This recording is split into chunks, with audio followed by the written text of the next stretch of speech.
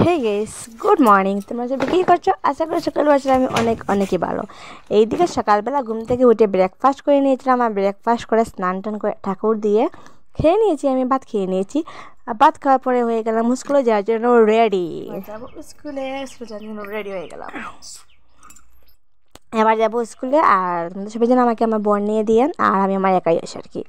আর আজকে ছিল আমার বর্দি ইনভাইট, আমরা বর্দি আজকে বর্দি তো মার বাসাতে না এসেছে দেবীর এক্সামের জন্য আর কি। ওকে বলছিলাম যে আমাদের ওখানে আজকে খাওয়ার নিমন্ত্রণ ছিল, তাদের কি স্কুল থেকে আসার সময় আমাকে নিয়ে আসবো এরকম বলেছিলাম। এদিকে স্কুলে যাচ্ছিলাম আমার দেবী, এদিকে দেখতো ওয়েট দেখাচ্ছি কী করছে ও ও বাইক চলছে। আমার খুব ভীষণ ভালো লাগে বাইক দেখতে, বাইক চড়তে আর কি। সরি বাইক চালাতে সরি। এদিকে ফাইনালি দেবীটা দেবীকে আমার বড়ি শিখিয়েছিলেন বাইক চালানো। ওকে প্রথম স্কুটিটা শেখানো উনি শিখিয়েছিলেন, আর বাইক চালানো উনি আমার স্বামীও আমার বড় শিখিয়েছিলেন ওনাকে। দেবীকে দেখো কীরকম চালাচ্ছে। ও পুরোপুরি পারে, বাট আমার বড় একটা অনেক ভীষণ ভার, তার জন্য ও পারবে না। ও বলেছিল আমার বড় গাড়িতে ছিলেন, বলছিলেন যে ছেড়ে তো তুমি পারবে না, অনেক ভার আছে। বাট ও কিছু না কিছু অল্প খানি চালিয়ে গিয়েছিল অনেক জায়গা আর কি। আর এদিকে বলছিলাম যে আমাকে চল নিয়ে দিয়ে আসবে স্কুলে, বাট ওর মুড পুরো অফ হয়ে গেছে, কেননা আমি অনেক টাইমের ভিতরে এসে গিয়েছিলাম, ও সারাতে পারেনি।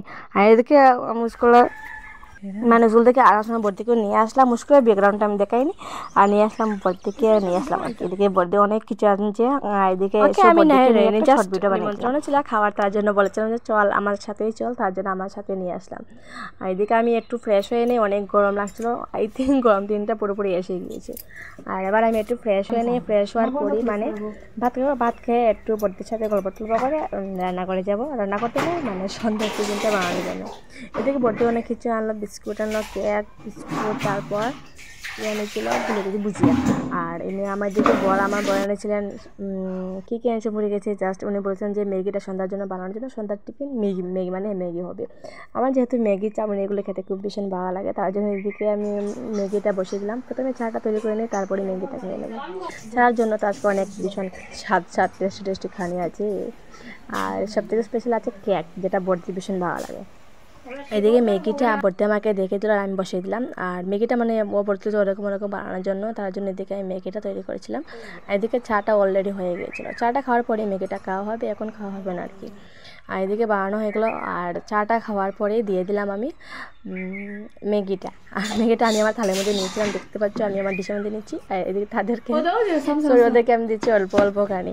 এদিকে খাওয়া দাওয়ার পর বলদিকে বললাম যে চল, ও বলছিল যে তোর গিফটও অনেক রয়েছে, তুই খুলোস নি। আমি বলছি অনেক খুলে নিয়েছি, আর শোকেসের মধ্যে অনেক কিছু রয়ে গেছে, ওয়েট দেখাচ্ছি। আর এই যে একটা গিফট দেখতে পাচ্ছি, এটা আমার প্রিন্সিপাল স্যার দিয়েছেন, আমার স্কুল প্রিন্সিপাল। দেখি ওয়েট, এটা আমি দেখি, এটা আমি আলাদাভাবেই রেখেছিলাম শোকেসের ভিতরে, কেননা আমার স্কুল থেকে এসেছে গিফটটা, তার জন্যই আর কি। এটা আমার প্রিন্সিপাল স্যার দিয়েছিলেন। আর এটার ভিতরে দেখি ওয়েট কি, আই থিঙ্ক বেড কভার হবে, বাট আচ্ছা ঠিক আছে দেখে নিই, তারপরে বেড বলছি কি। এদিকে আমার অনেক গিফট রয়ে গেছিলো, বাট এদিকে বলতে আর কি বলছিলো, এটা আমি দিয়েছিল কি কুকার, প্রেশার কুকার। বাট এটা এত বাজে, আমি কি বলবো, সে যেরকম দিয়েছে তাদেরই জানে। কুকারটা না একদম বিশ্রী, কি বলবো, একদম বাজে কোয়ালিটি, একদম বাজে বলতে একদম এটার মধ্যে ইউজ করা হবে না, এত বাজে, একদম তেড়া বেকা ওয়েট দেখাচ্ছি। কুকারটা এত বেশি ভালো ছিল না আর কি। আমার বড় দিকে বলেছিলেন যে হয়তো অন্য কেউ বিয়ে হয়েছে আর আমাদের বিয়ের মধ্যে গিফটটা দিয়ে দিচ্ছে। কুকারটা এত বাজে, কি বলবো। এই দেখো, এটা হচ্ছে পা কীরকম ইউজ করা যাবে, বাট এত ভালো নয় আর কি, সেটাই।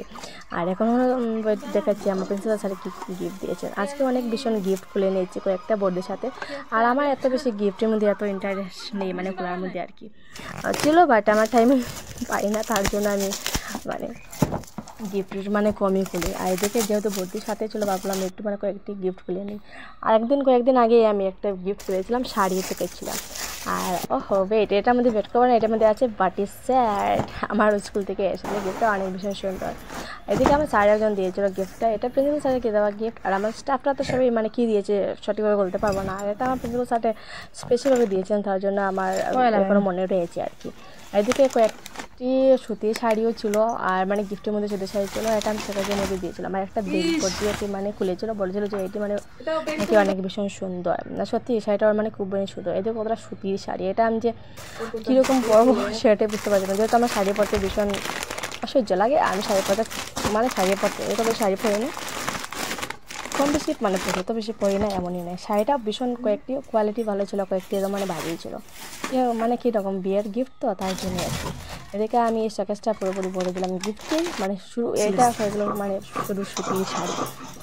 কারণ বিয়ের পর প্রথমবার বর্দি এখানে এসেছে, এরকম না মানে বর্দি আরেকবার এসেছিলো, বাট এত সময় বর টাইমও পেয়েছিল না, কারণ জিক্সও লেগে মানে সাথে এসেছিলেন, তার জন্য আর কি। আমাকে দেখতে এসেছিলেন যখন আমি অসুস্থ ছিলাম, তখন জ্বর ছিল না তখন।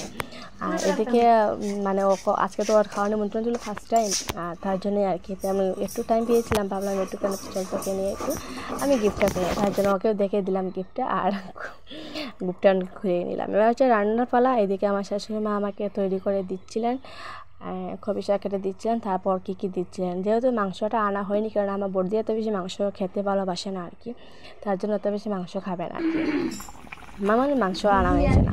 এদিকে শস্যটা আমি তৈরি করছিলাম, শস্যটা বলতে আমাকে বলছে কী করে, আমাদের এদিকে মাছ চড়চড়ি হচ্ছে।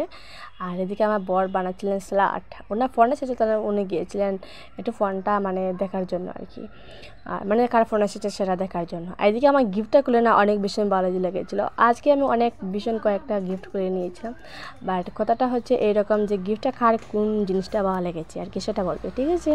আমার তো প্রত্যেকটি গিফটটা ভালো লেগেছিলো। এই শাড়ি আমার এত বেশি ভালো লাগে না, যেহেতু তার জন্য আমি সুতির শাড়ি প্রত্যেকটি রেখে দিয়েছিলাম। আর মানে রেখে দিয়েছিলাম বলতে সবখানে রেখে দিয়েছিলাম না, কয়েকটি রেখে দিয়েছি, মানে সুন্দর সুন্দর বেঁচে ভালো কোয়ালিটি কয়েকটি ছিল, কয়েকটি এত বাজেই ছিল। এদিকে রান্না বান্না হয়েছিল, দেখো কি প্রথমেই আমি বলে ফেলি আমার ফেভারিট জিনিসটা হচ্ছে মানে এখন রান্না হচ্ছে আর কি, মানে ভালো খুব ভীষণ ভীষণ ভালো লাগে হচ্ছে মাছের মাথা দিয়ে খবি শাক, আমার যেটা ভীষণ ভালো লাগে। আর এদিকে ডালের মধ্যে দিয়েছিলাম বিন, গাজর, টমেটো সব কিছু দিয়ে মানে একটা ডাল তৈরি করেছিলাম, ডালটা অনেক ভীষণ স্বাদ হয়েছিল।